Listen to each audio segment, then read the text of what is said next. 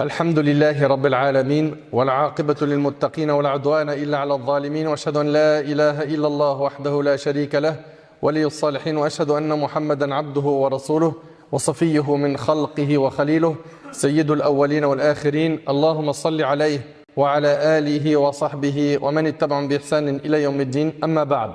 Mes chers frères et sœurs, notre khutbah aujourd'hui, bi'idhnillahi tabarak wa ta'ala, a pour titre déjà la moitié du Ramadan. Déjà la moitié du Ramadan. Mes chers frères, mes chères sœurs, subhanallah, les jours, les semaines, les mois, les années passent très vite. Hier, on est en train de parler de l'accueil du mois de Ramadan. Aujourd'hui, on est déjà arrivé à la moitié du mois de Ramadan.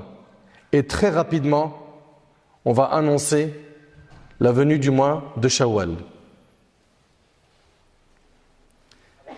Et cette saison bénie, qui est le mois de Ramadan, qui contient des trésors et des pépites, va partir avec ce qu'on aura fait comme action. Et on retrouvera ces actions Yawm al-Qiyamah devant Allah tabarak wa ta'ala. Est-ce qu'on a assez mis le paquet dans la première quinzaine pour pouvoir récolter le succès Yawm al-Qiyamah, pour pouvoir nous racheter auprès de notre Seigneur, pour demander à Allah tabarak wa ta'ala de nous accorder un repentir sincère? Est-ce qu'on a mis le paquet dans la première quinzaine? Mes chers frères, mes chères sœurs, le mois du Ramadan est un mois de miséricorde, de pardon, de clémence. Un mois dans lequel Allah tabarak wa ta'ala a franchi des serviteurs du feu de l'enfer. C'est un mois qui est béni. Et la deuxième quinzaine a plus de valeur que la première quinzaine. Pourquoi? Parce que dans la deuxième quinzaine, il y a une nuit qui vaut mieux que 1000 mois. Cette nuit est la nuit du destin. Comme Allah tabarak wa ta'ala a dit, Laylatul Qadr khayru min alfi shahr. La nuit du destin vaut mieux que 1000 mois.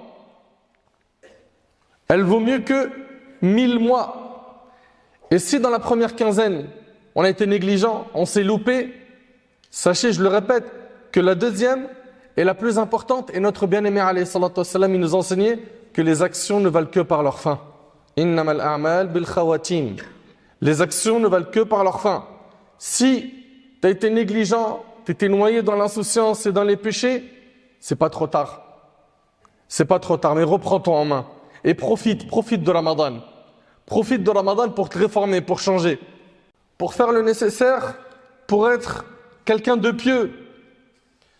Mes chers frères, mes chères sœurs, dans un hadith rapporté par Bukhari et Muslim selon Abdullah ibn Mas'ud radiyallahu anhu, le prophète alayhi salatu wassalam a dit: je jure par celui en dehors duquel il n'y a aucune divinité, l'un d'entre vous peut agir comme agissent les gens du paradis.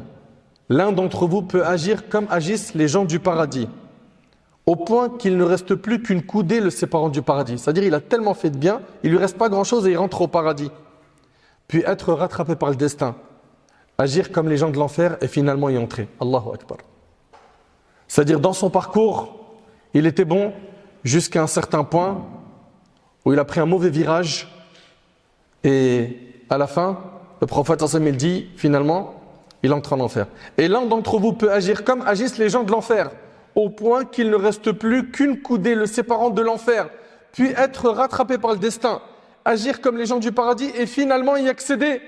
Et on en a vu, subhanallah, des gens qui étaient dans l'égarement et puis par la grâce d'Allah tabarak wa ta'ala, Allah il les a guidés et ils ont eu une bonne fin alors que leur démarrage était catastrophique. Et il faut donc qu'on médite sur quel type de fin on veut pour nous. Quel type de fin tu veux pour toi, mon frère?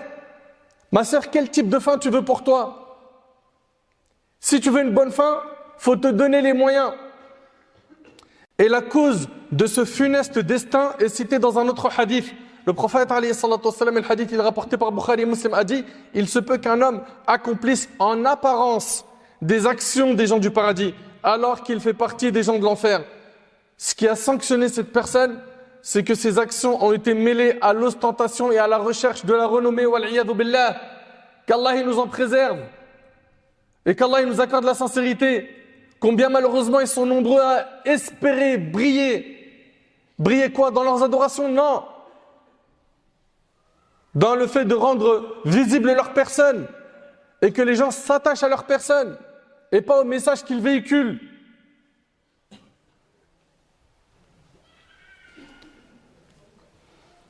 C'est un échec de vouloir satisfaire les gens ou de rechercher, en faisant des bonnes actions, les éloges des gens. C'est un échec.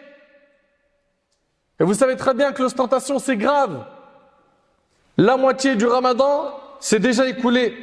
Et chacun d'entre nous doit faire un bilan avec lui-même. Chacun doit faire un bilan.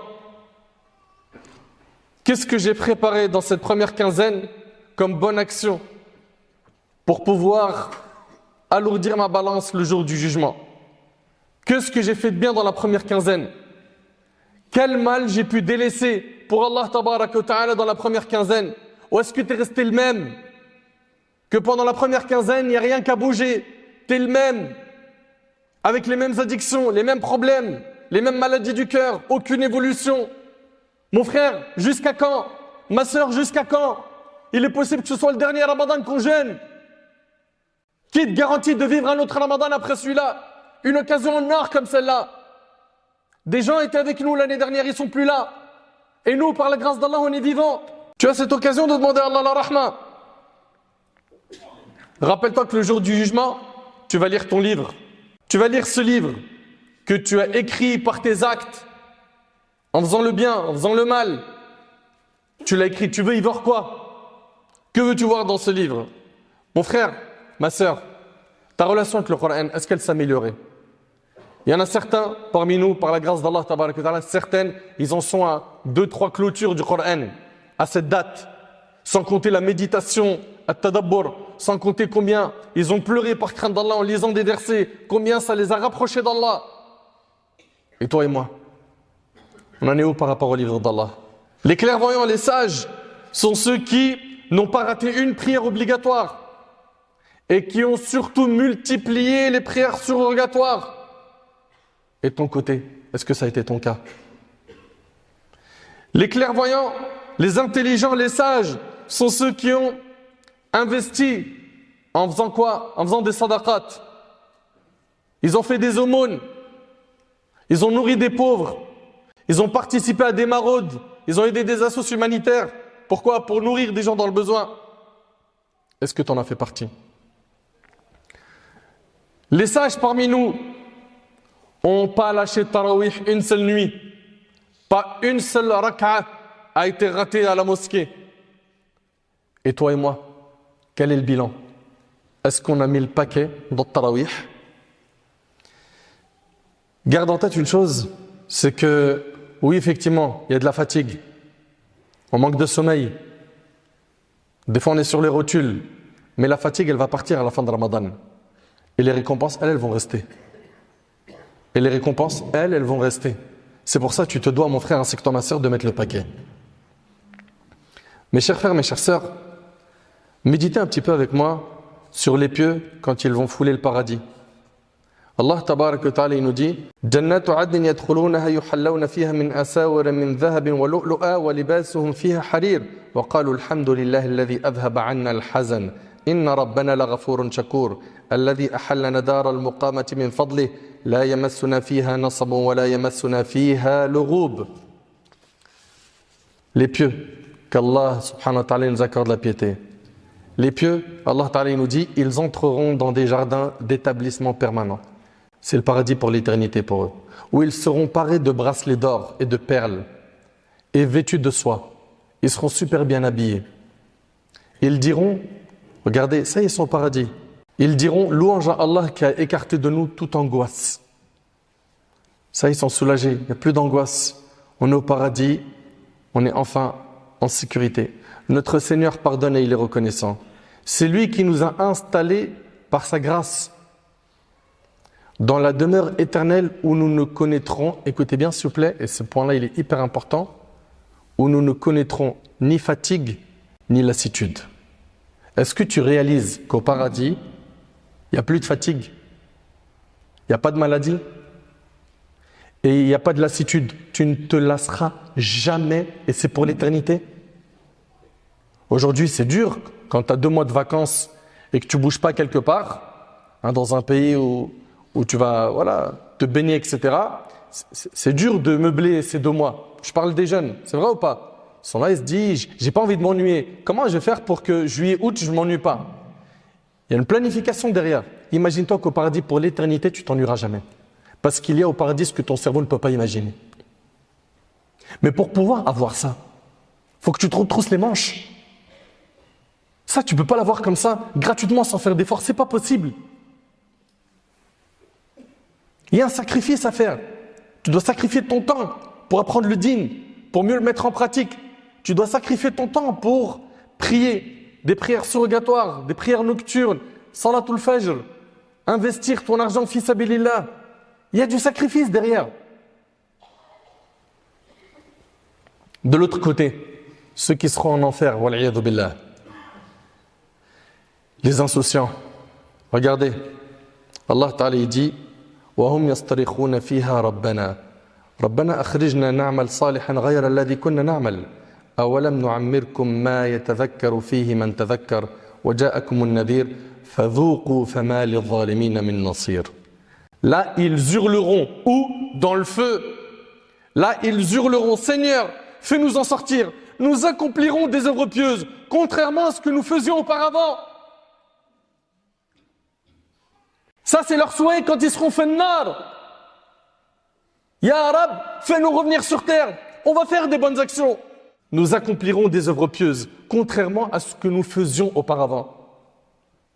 Est-ce qu'il y en a un parmi vous qui aimerait vivre cette scène? Qui aimerait être cette personne? Mais si tu ne le veux pas, sauve ta peau du feu de l'enfer. Pourquoi jusqu'à maintenant tu es autant scotché sur ton smartphone à tuer le temps, à perdre ton temps, à faire des péchés, à manger l'argent sale, à retarder les salats, à remettre les bonnes actions à plus tard? Pourquoi? Tu t'exposes à un grand danger en faisant tout ça. T'aimerais faire partie de ces gens-là? Mais aucune personne douée de raison souhaiterait ne serait-ce qu'une seule seconde connaître cette scène terrible. Seigneur, fais-nous en sortir, nous accomplirons des œuvres pieuses, contrairement à ce que nous faisions auparavant. On leur répondra. C'est quoi la réponse? Ne vous avons-nous pas accordé une vie suffisamment longue pour réfléchir si vous l'aviez voulu? Allahu Akbar. Allahu Akbar. Qu'Allah subhanahu wa ta'ala soigne nos cœurs. Qu'Allah subhanahu wa ta'ala nous facilite d'écouter, de mettre en pratique. Qu'Allah azza wa jalla nous accorde un repentir sincère. Qu'il nous accorde une bonne compréhension de sa religion. Qu'est-ce qui va leur être dit? Ne vous avons-nous pas accordé une vie suffisamment longue pour réfléchir si vous l'aviez voulu? Vous avez une vie, elle était longue. Tu avais le temps de réfléchir. Tu avais le temps de faire les bons choix. Tu en as eu des gens qui sont venus te faire des rappels. Tu as bouché tes oreilles. Tu as dit, ah, ils sont là, les frères Muses. Allez en Harbat. C'est pas ce qu'on entend aujourd'hui? Il y en a eu des rappels. Ne vous avons-nous pas accordé une vie suffisamment longue pour réfléchir si vous l'aviez voulu? Un messager n'est-il pas venu vous avertir? Goûtez donc au châtiment. Goûtez donc au châtiment. Les transgresseurs ne bénéficieront d'aucun secours. Qu'Allah subhanahu wa ta'ala nous en préserve. Combien de Ramadan t'as jeûné jusqu'à maintenant? Ta vie, elle a été longue jusqu'à aujourd'hui, mon frère. Ainsi que toi, ma soeur. Combien de Ramadan t'as jeûné? Certains parmi nous, ils ont jeûné 20 Ramadans, d'autres 30 Ramadans, d'autres 40 Ramadans, d'autres 50 Ramadans, d'autres 60 Ramadans. Et on attend quoi pour tirer le frein à main et se repentir, freiner et de nous remettre en question, de revoir un peu notre mode de vie, de revoir, on cherche tout le temps à satisfaire qui réellement dans notre vie, de nous concentrer à satisfaire Allah subhanahu wa ta'ala. Tant qu'il te reste un souffle de vie, reviens vers Allah. Mais pour cela, il faut quoi? Il faut un cœur sincère, plein de volonté de faire le bien, de se racheter auprès d'Allah subhanahu wa ta'ala. La première quinzaine est partie, la deuxième est devant nous, et la deuxième est plus importante. Car elle contient quoi? Elle contient la nuit du destin qui est meilleure que 1000 mois. 1000 mois d'adoration. Ce qui fait plus de 83 ans d'adoration. Pour une seule nuit qui se trouve dans la dernière décade du mois de Ramadan, dans une nuit impaire des 10 dernières nuits de Ramadan. Notre prophète, alayhi salatu wassalam, qui est notre modèle et qui a été envoyé comme miséricorde pour l'humanité, dans Sahih Muslim, Aïcha radhiyallahu anha, elle dit que le prophète sallallahu alayhi wa sallam redoublait d'efforts durant le mois de Ramadan comme il ne le faisait guère à d'autres moments, de même que pendant les 10 derniers jours. Donc il faisait des efforts dans les adorations dans Ramadan, mais les 10 derniers jours, il en faisait encore plus. Pourquoi? Pour gagner la récompense de la nuit du destin.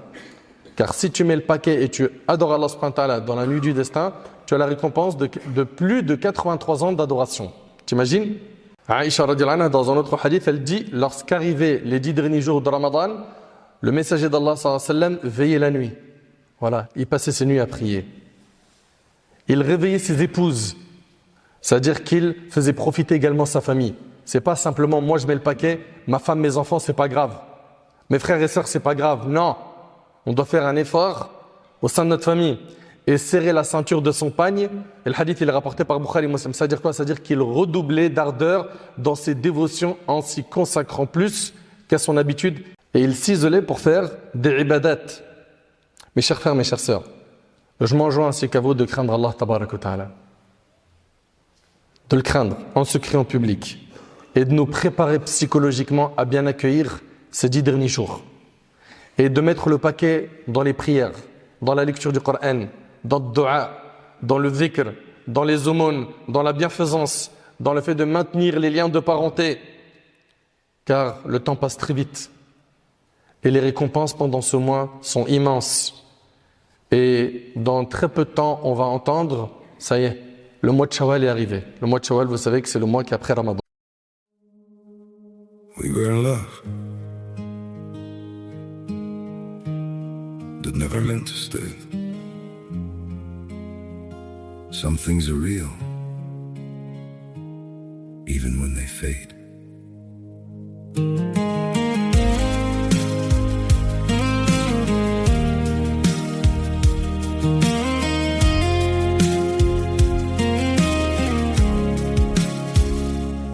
I used to think if we kept holding on, we could bend the truth somehow.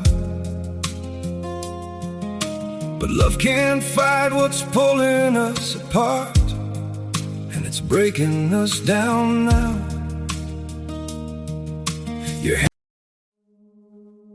We were in love that never meant to stay.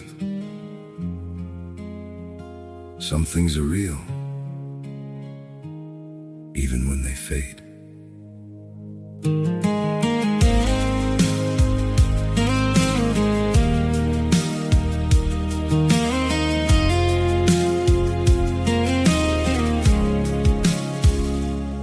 I used to think if we kept holding on, we could bend the truth somehow.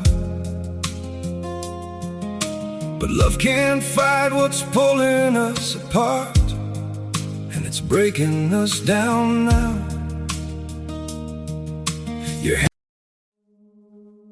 We were in love that never meant to stay. Some things are real, even when they fade.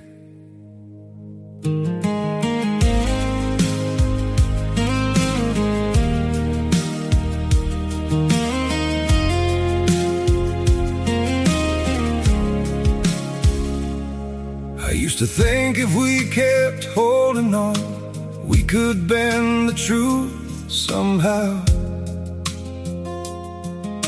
But love can't fight what's pulling us apart, and it's breaking us down now.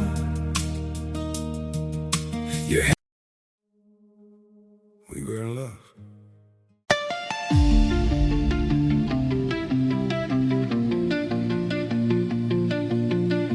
Static silence in my veins, broken words, forgotten flames. I was drifting out of tune, like a city without a moon. Then you sparked a glowing thread, woke the pulse I thought was dead.